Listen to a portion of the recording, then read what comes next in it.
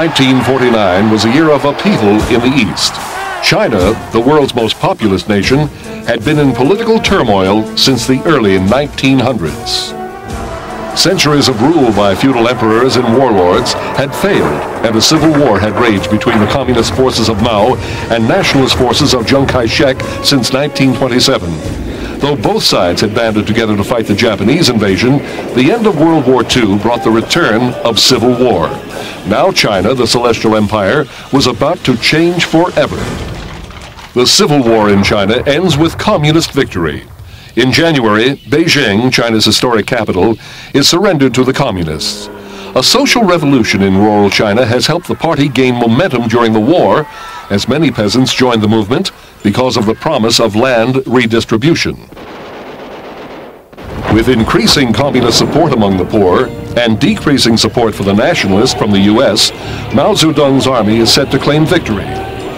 Although the nationalists are not prepared to surrender, when peace talks break down, the Communist Army crosses the Yangtze River virtually unopposed, prepared to take Nanking, Hankow, and Shanghai. Nanking, capital of China, nervously awaits the Communist Army encamped only 10 miles outside the city. Only Chiang Kai-shek's successor, acting President Lai Ching-yen, and Chu Chang-wei, his chief advisor, remain in the city to represent the government. Their mission is to seek peace with the communists, acknowledged victors in the 22-year-old civil war. In the beleaguered city itself, the feeling runs high in favor of unconditional surrender. Eventually, the communists take over all of mainland China.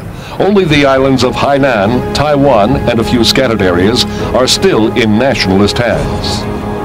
5 months ago, the troops of Mao Zedong marched into Shanghai unopposed.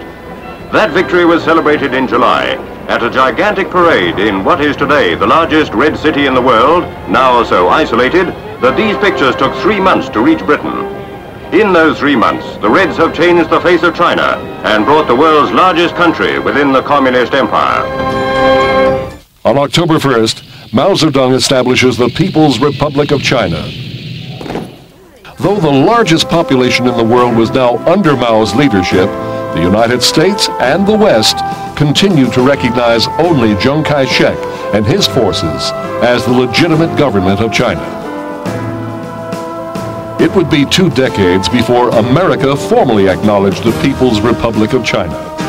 By that time, the defeated and desperate nationalist forces had transformed their tiny final stronghold of Taiwan into an economic powerhouse that could easily compete with any of the countries of the Pacific Rim.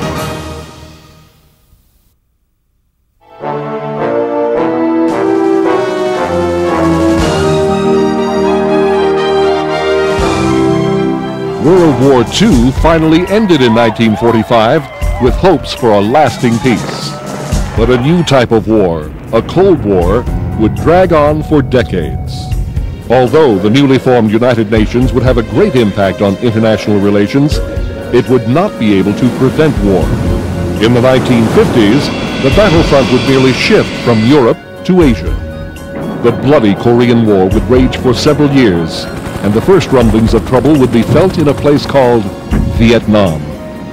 With communism spreading across the globe and paranoia sweeping America, the gripping decade of the 1950s began.